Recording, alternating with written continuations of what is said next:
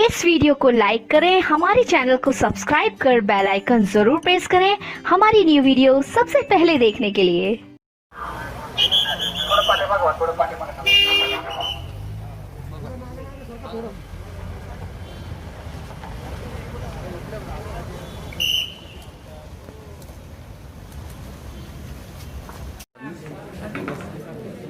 थोडं या ठिकाणी डिस्टन्सिंग पाळा, लक्षात ठेवा.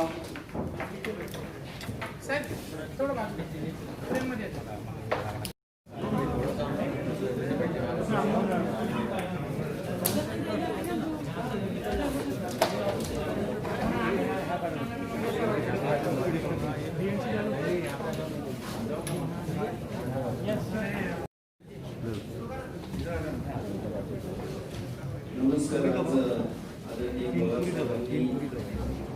पालकमंत्री आणि आम्हाला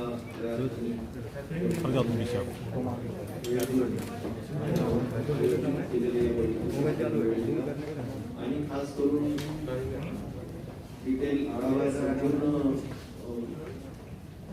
जिल्हाधिकारी ग्रामीण शहर त्याचबरोबर डीन मॅडमनी आढावा सांगितला आणि त्याचबरोबर इथले सर्व लोकप्रतिनिधी 100% लोकप्रतिनिधी आमदार खासदार आणि जिल्हा परिषद अध्यक्ष आणि सगळे लोक होते आणि सगळ्यांनी काही चांगल्या मौलिक सूचना केल्या. त्या अगदी शॉर्ट मध्ये काही महत्वाचे या ठिकाणी सूचना आणि त्याचं ते सांगू इच्छितो. एक नक्कीच आहे की आढाव्यामध्ये साधारणपणे आपल्याला डेथ रेट हा नक्कीच पूर्वीपेक्षा कमी झालाय.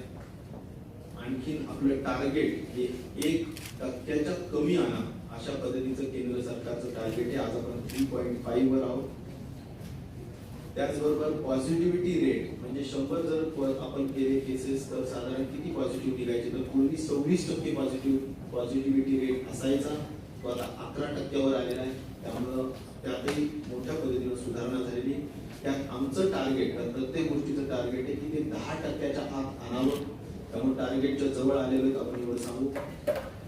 औरंगाबाद महानगरपालिकेने हायेस्ट टेस्टिंग केलेली आणि त्यामुळे अँटीजन टेस्ट आणि या सगळ्या गोष्टी बघून आता दररोजची कॅपॅसिटी ही 7000 टेस्ट पर डे एवढी टेस्ट कॅपॅसिटी या ठिकाणी झालेली आहे.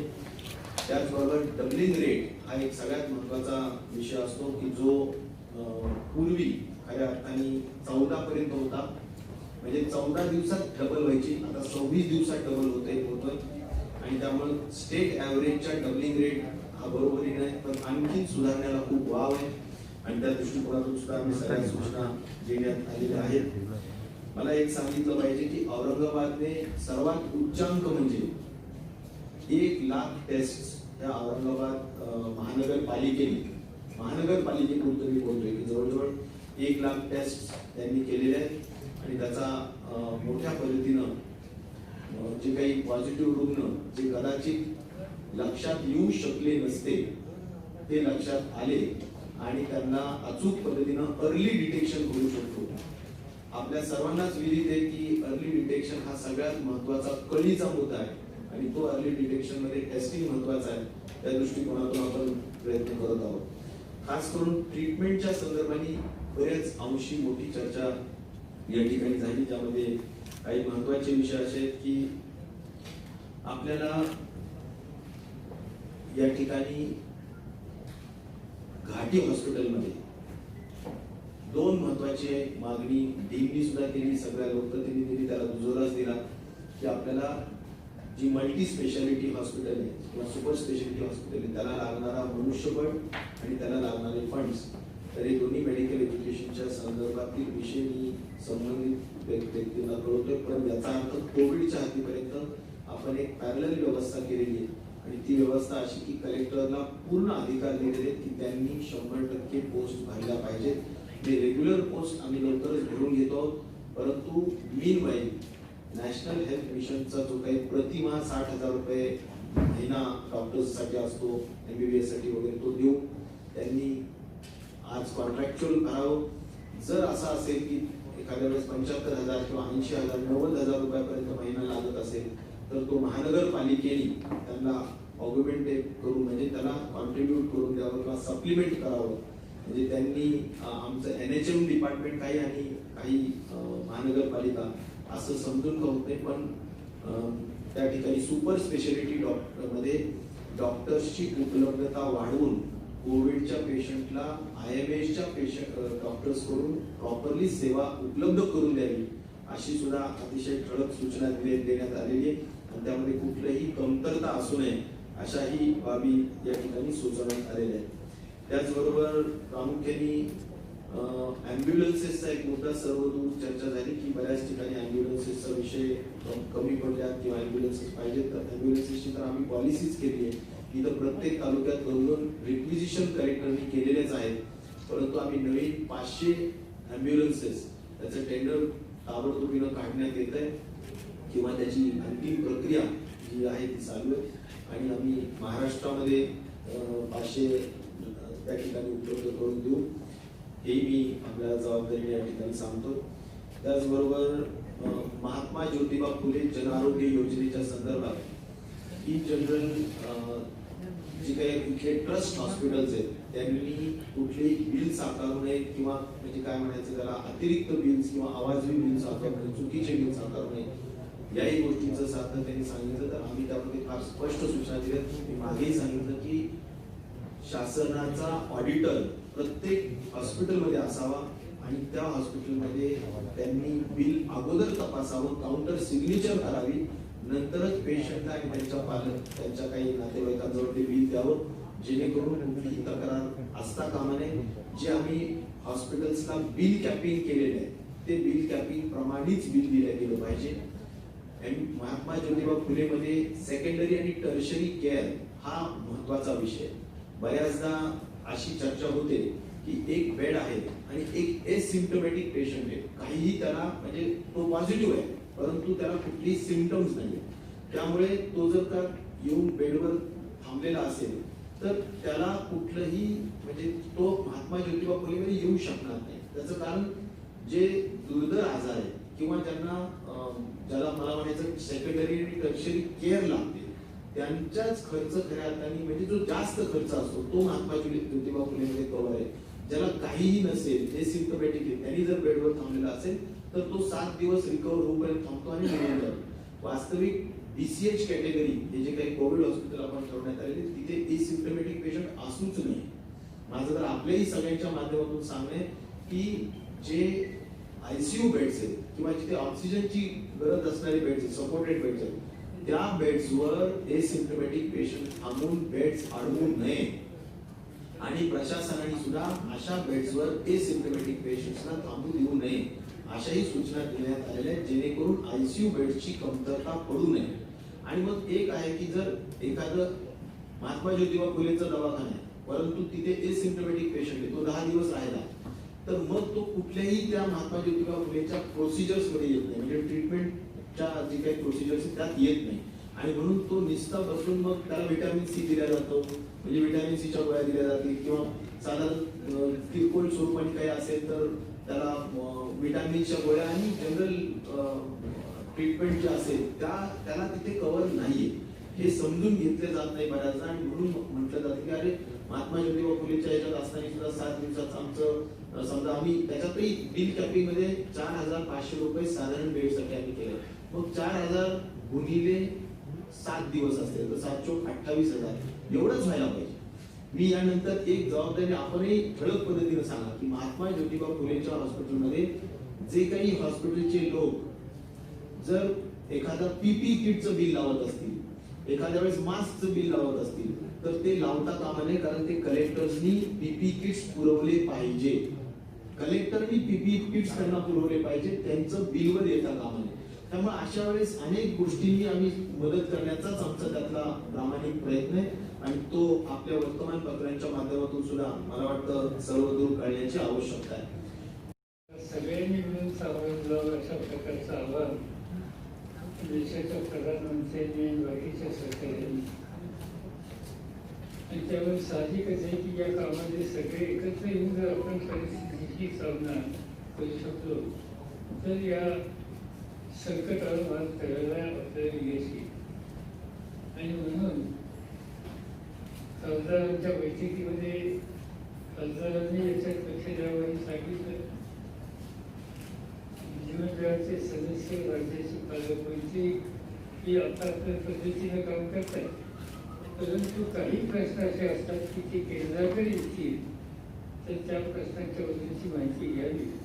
म्हणून आम्ही तिन्ही खासदार या ठिकाणी उपस्थित आहोत. देवेंद्र साहेब आणि डॉक्टर कराड. आणि डॉक्टर कराड हे स्वतःच वैद्यकीय क्षेत्रातले डॉक्टर असल्यावर या प्रश्नाचं त्यांना अधिक ज्ञान आहे आणि त्यामुळे साहजिकच इथल्या ज्या प्रश्नांची मांडणी केंद्र सरकारमध्ये करावं लागेल त्याबद्दलची टिप्पणी तेच आम्हाला देखील जाऊन दिल्लीमध्ये एकत्रच्या प्रयत्नात राहणार. आज साधारणतः एक 5-6 राज्यांच्या अधिक परिस्थिती काळजी घेण्यासारखी आहे.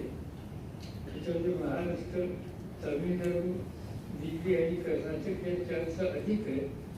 आणि या महाराष्ट्रापुरता विचार जर केला तर आमचा ऑब्झर्वेशन असेल की मुंबई, पुणे, पिंपरी चिंचवड, कल्याण, डोंबिवली, ठाणे, नवी मुंबई, नाशिक आणि औरंगाबाद इथलं प्रमाण हे दुरुस्त होत आहे, सुधारणा होते, पण काळजी करण्यासारखं आहे. विदर्भातले अन्य जे ठिकाण आहेत आणि इथलं प्रमाण जर तुलना केली तर इथं अधिक काळजी करण्याची गरज आहे. मृत्यू दर हा एकंदर जो आहे महाराष्ट्राचा सरासरी किंवा देशाचा सरासरी त्यापेक्षा थोडा जास्त इथं आहे. यापूर्वी अधिक होता पण तो दुरुस्त झालेली दिसतो. आणि त्याच्यानंतर मध्यंतरी काळजी करण्यासाठी काही जे विशेषतः सण होते, उदाहरणार्थ ईद गेली. ईदच्या नंतर मला वाटतं की शबे बारातचा कार्यक्रम असेल. आता या सगळ्या कार्यक्रमामध्ये स्थानिक जनतेनं मानव केली, फार सहकार्य केलं, त्यामुळे या रोगाचा विस्तार होऊ शकलेला आहे. मालेगाव असो किंवा औरंगाबाद असो या ठिकाणी इथल्या स्थानिक जनतेनं अशा संकटाच्या काळामध्ये आपली ईद सुद्धा घरामध्ये त्यांनी साजरी केली. नमाज सुद्धा लोकांनी घरामध्ये पार पाहिजे आणि एक वेगळा आदर्श करून दाखवलेला आहे.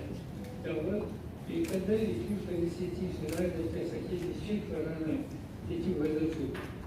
आणि त्यामुळे आपल्याला परिणाम असे दिसतील. याचा उल्लेख आता राजेश टोपेंनी केला की डबलिंग रेट याचा अर्थ जर आज 500 लोक जर 10 दिवसात किंवा 15 दिवसात पेशंट बदलत असतील तर ते 15 दिवसाच्या ऐवजी आता 30 दिवस करावं लागतात. म्हणजे दिवस याचा अर्थ प्रति दिवसाची रुग्णांची संख्या कमी होते. हा ट्रेंड या ठिकाणी दिसतोय ही अतिशय गरजेची अशा प्रकारची बाब आहे. आणि म्हणून आज फक्त आम्हाला एकच गोष्ट या ठिकाणी जाणवली की उद्या आता ज्या पद्धतीने समाज शासकीय यंत्रणेनं काम केले, डॉक्टरने काम केले, लोकप्रतिनिधी काम करतायत, राज्य सरकार ज्या पद्धतीने काम करतायत, राज्याचे मुख्यमंत्री अक्षरशः सकाळपासून संध्याकाळपर्यंत या एका कामातच अखंडपणानं बसलेले, राज्यातील ठिकठिकाणच्या लोकांशी संपर्क साधून, अधिकाऱ्यांच्या संपर्क साधून गेली माहिती घेऊन सकाळी आणि संध्याकाळी सगळ्या जिल्ह्याची आज ते या कामामध्ये लक्ष घालतात. पण थोडं फील्डवर जाऊन सुद्धा काही लोकांनी काळजी करावी, माहिती घ्यावी या अपेक्षेनं पालकमंत्र्यांनी या ठिकाणी बैठक बोलवली. तर आम्ही सगळे हजर आहोत. मला असं वाटतं की आज या ठिकाणी उद्या समजा हा रेट वाढलाच आणि तज्ज्ञांचं मत असेल की ऑगस्ट महिन्यामध्ये कदाचित याची संख्या वाढेल रुग्णांची, असं तज्ज्ञांचं मत आहे. रेट आता तो दिसत नाही, पण जर तज्ज्ञांनी सांगितलं तो रेट वाढलाच काही वेळेला अडचण होऊ नये म्हणून आज या ठिकाणी फक्त बेडची संख्या वाढवण्याची गरज आहे. म्हणजे एक कौशलता अभाव या ठिकाणी दिसते. आणि दुसरे वैद्यकीय क्षेत्रातले बहुतेक सगळ्यांचं सहकार्य या ठिकाणी मिळते. पण मी आता काही सांगितलं नाही, पण मला असं वाटतं की खाजगी डॉक्टरना सुद्धा सहकार्य करावंच लागेल. खाजगी डॉक्टरांची मागणी जर शासकीय यंत्रणेने केली तर त्यांना या कामात पूर्णपणे लक्ष द्यावं लागेल. आपल्या देशामध्ये डिझास्टर मॅनेजमेंटचा कायदा आहे आणि त्या कायद्याच्या नुसार अशा प्रकारची साथ आली तर समन या क्षेत्राच्या वैद्यकीय क्षेत्राच्या लोकांना समन्स करण्याचा अधिकार जिल्हाधिकाऱ्यांना आहे. आणि आज ती काही वेळ अजून आलेली नाही, पण त्याची सुद्धा तरतूद आहे. त्या दृष्टीने सुद्धा इथला आढावा पालकमंत्र्यांनी आणि आरोग्यमंत्र्यांनी घेतला, त्याची तरतूद करून ठेवलेली आहे. आणि त्याच्यामध्ये त्याचा उल्लेख या ठिकाणी दोन्ही मंत्र्यांनी केला आणि सगळ्या जाणकारांनी केला की आपल्याला यश यायचं असेल तर लोकांचा सहभाग पाहिजे. आज लोकांचा सहभाग याच्यामध्ये मिळतो तो अधिक यायला पाहिजे. ज्या ज्या काही सूचनांची त्याची स्वतंत्र अंमलबजावणी करायला लोकांनी सहकार्य केलं पाहिजे. आज या इतर गोष्टी ज्या आहेत डिस्टन्स ठेवण्याच्या संबंधीची गर्दी न करण्याच्या संबंधीच्या या सगळ्या बाबतीत सगळ्यांनी सहकार्य केलं पाहिजे. आज त्याची अतिशय गरज आहे. आणि मला असं दिसतंय की आज औरंगाबाद शहर आणि औरंगाबाद ग्रामीण या दोन्ही ठिकाणी लोकांची सहकार्याची भूमिका आहे. आणि असंच आपण चालू ठेवलं तर या संकटावर आपण नक्की मात करू अशी खात्री आपण वाटते. म्हणजे म्हणलं सर की डॉक्टरांना समन्स करण्याची होती की आपलं वय 85 आहे, तरी पण आपण या ठिकाणी फील्डवरती जातात, मात्र मुख्यमंत्री काही दिसत नाहीत, अशा पद्धतीचं विरोधात टीका करतात. कारण की पहिल्यांदा तुमच्या एका गोष्टीबद्दल माझं एकदम तीव्र ऑब्जेक्शन आहे. तर माझं 80 असताना तुम्ही 85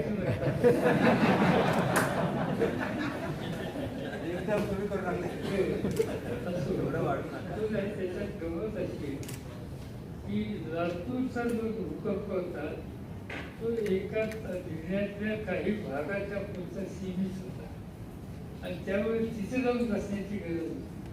आत्ताच हे संकट सर्व महाराष्ट्रातले सगळे जिल्हे आणि त्यामुळे मुख्यमंत्री एखाद्या जिल्ह्यात जाऊन बसले तर बाकीच्या सगळ्या जिल्ह्यातल्या तातडीचे निर्णय घेण्याच्या ज्या समस्या आहेत त्या अतिशय अडचणी त्या ठिकाणी निर्माण होती. आणि म्हणून आमच्या सगळ्यांचा आग्रह आहे की कॅप्टननी एका ठिकाणी बसून ही सगळी टीम काम करते का नाही त्याच्यावर नियंत्रण ठेवावं. तिची जी काही कमतरता असेल ती सांगावी. माझी खात्री आहे मी ऐकून घेईन की आता पालकमंत्री इथं गेले की ते मुख्यमंत्री आणि त्यांचे संबंधित जे घटक आहेत त्याच्याशी बरेचशा उद्या बोलतील. आपल्याला या गोष्टीची कमतरता आहे त्याची दुरुस्ती करा. 3 दिवस टोपेंच्याकडनं होईल, 3 भोवऱ्यांच्याकडून होईल, सगळ्यांच्याकडून. आणि म्हणून या सगळ्यांनी बाहेर काढण्याच्या संबंधीची लोकांची संस्थांची प्रशासन यंत्रणेची जागा करून हा योग्य ठिकाणी पोहोचून तिथून निर्णय घेतले पाहिजे. त्यासाठी अशा प्रकारची पद्धत आता मी जातो तर मला काय होत नाही. तर मी सतत लोकांच्या मध्ये राहणारा माणूस आहे. मला एका जागी बसवत नाही. आणि कुठं अडचण यायला त्यांनी अनेक जे महाराष्ट्रातली जिल्हे आहेत ती बऱ्या वेळी काढवले त्यांनी मला खूप मदत केली. त्याच्यात औरंगाबाद जिल्हा आहे, बीड जिल्हा आहे किंवा आणखी काही जिल्हे असतील आणि त्यावर तिथं संकट आलं आणि त्यावेळेला आपण त्या संकटामध्ये सहभागी झालेले आपल्या सहकार्याची चौकशी करणं त्यांना मदत करणं हे कर्तव्य त्या भावनेनं अजून दुसरं काही करणं. पण हे झाल्याच्या नंतर आता उद्या मी गेलो की पहिल्यांदा मुख्यमंत्र्यांची वेळ घेऊन या गोष्टीची कमतरता आहे तुमचे सहकारी सांगतील आणि माझी खात्री आहे तिथे ताबडतोब निर्णय घेतील. आणि त्याच पद्धतीनं एवढ्या व्यापक संकटाला तोंड देण्याची आवश्यकता. अनेक प्रकार समोर येऊ लागलेले आहेत. कालच ससूनमध्ये एक 3-4 तास एक रुग्ण बाहेर पडून होता, त्याला आतमध्ये घेतल्या गेलं नाही कोरोनाच्या भीतीमुळं. असे अनेक ठिकाणी काही रुग्णालय पेशंट नाकारतात.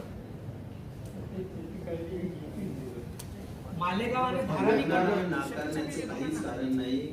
आपण फार स्पष्ट सूचना आहे की रुग्णाला कुणाला आता अँटीजेन टेस्ट आली, समजा जर कुणी त्याला जरी कफ असेल काही त्याला ताप असेल तरी त्याची अँटीजेन टेस्ट करून तो जर निगेटिव्ह असेल तर त्याला लगेच घेऊन त्याचा उपचार करायला अजिबात अडचण नाही. त्यामुळे रुग्णांना नाकारणाऱ्या हॉस्पिटलवर आम्ही कारवाई करू.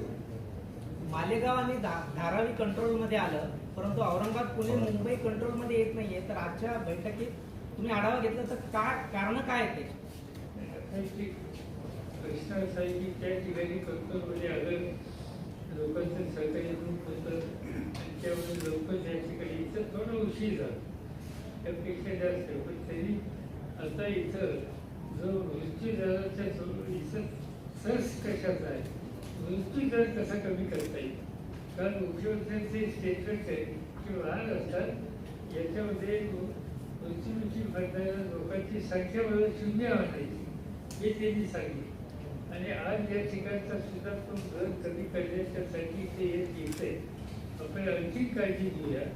माझी खात्री आहे की मालेगावला ज्या पद्धतीने घडलं त्या पद्धतीने औरंगाबादला सुद्धा घडेल आणि इथं सगळ्यांचं सहकार्य मिळेल. अँटीजन टेस्टवर काही फीडबॅक त्याच्यावरती विश्वास, अँटीजन टेस्टवर तेवढा विश्वास होत नाही. त्याचे काय अँटीजन टेस्टवर 100% त्याच्यात कसं आहे की स्पेसिफिसिटी आणि सेन्सिटिव्हिटी अशा दोन विषय असतात. स्पेसिफिसिटीचा अर्थ असा जर त्यात पॉझिटिव्ह असेल तर याचा अर्थ तो 100% पॉझिटिव्ह, तो निगेटिव्ह असू शकत नाही. पण जर निगेटिव्ह असेल तर त्याला पुन्हा RT-PCR टेस्ट करणं अपेक्षित आहे. जर समजा आपण 10 लोकांची पॉझिटिव्ह टेस्ट म्हणजे एकदम एखाद्याचं फार हाय रिस्क कॉन्टॅक्टमध्ये आणि त्यापैकी तुमचं अँटीजन टेस्ट 10 पैकी 5 पॉझिटिव्ह आले आणि 5 निगेटिव्ह आले, तर त्या निगेटिव्ह आलेल्या लोकांनी हाय रिस्क असल्यामुळे त्यांनी पुन्हा RT-PCR टेस्ट करून घ्यावी अशी अपेक्षित असतं. पण पॉझिटिव्ह जर अँटीजन टेस्ट असेल तर त्याच्यात 100% तो पॉझिटिव्हच असतो हे त्यात लक्षात घेतलं पाहिजे.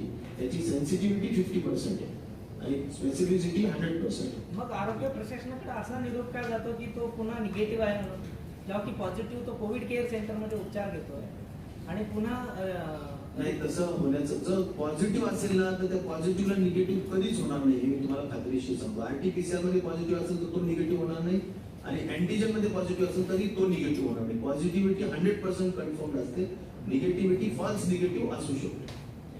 सर, देशाच्या अर्थव्यवस्थेला चालना देण्यासाठी केंद्राने एक मोठं पॅकेज घोषित करून कालावधी झाला आहे. तर त्याचे लाभ लोकांपर्यंत पोहोचतात का? तुमचं ऑब्झर्वेशन काय आहे?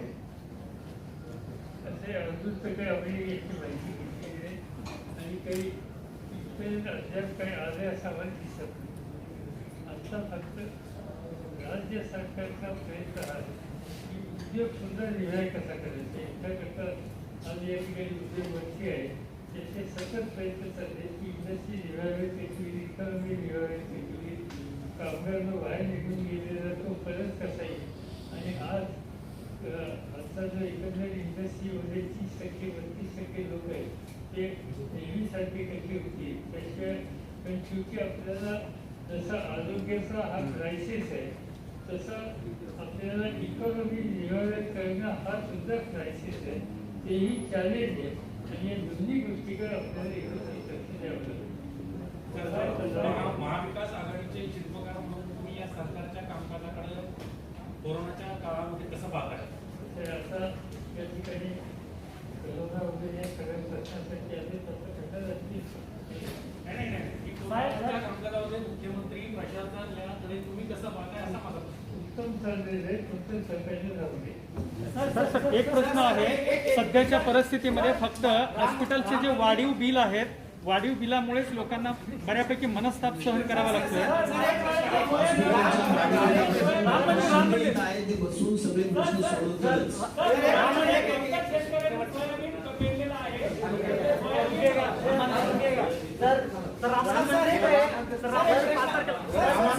राम मंदिर बांधल्याने कोरोना जाणार नाही हे मत भाजपच्या जिव्हारी लागले. तुम्ही अजून स्टिकअप आहात का?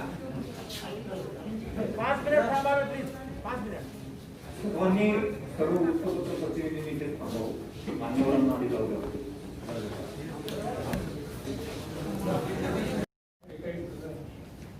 डॉक्टरांना समन्स काढण्याचे अधिकार जिल्हाधिकाऱ्यांना आहेत असे तुम्ही म्हणालात, तर ते कुठल्या परिस्थितीत काढता येऊ शकतात आणि तशी परिस्थिती सध्या आहे? डिझास्टर मॅनेजमेंटच्या संबंधीचा जो कायदा आहे त्यामध्ये इतर गोष्टीच्या बाबतीत सवन यंत्रणेला खूप अधिकार आहेत. उदाहरणार्थ भूकंप चालला आणि त्यावेळी काही अधिकारी लागले, साधने लागली किंवा अतिवृष्टीने महापूर आला, आसाम देशामध्ये जे होतं अशी परिस्थिती, किंवा एखादी फार मोठी साथ व्यापक प्रमाणावर आली तर त्या साथीचं निर्मूलन करण्यासाठी जी यंत्रणेची आवश्यकता आहे. मग ऑक्सिजन कमी करत असतील तर कोणाची खाजगी मंगल कार्यालय असतील, खाजगी इमारती असतील, शाळा कॉलेजच्या हॉस्टेल्स असतील, ती सुद्धा एक्वायर करायची. याचा या ठिकाणी त्याच्यामध्ये आहे. तसं वैद्यकीय क्षेत्रातील लोकांनी सुद्धा एक ठराविक वेळ डेडलाईन्स पाहिजे याची जर मागणी केली जिल्हाधिकाऱ्यांनी डिझास्टर मॅनेजमेंट कायद्यामध्ये त्याची तरतूद आहे आणि तो त्याचा वापर करू शकतो. साहेब, आम्हाला आठवतंय की ज्यावेळेस लातूरला भूकंप झालेला होता त्यावेळेस आपण मुख्यमंत्री कार्यालय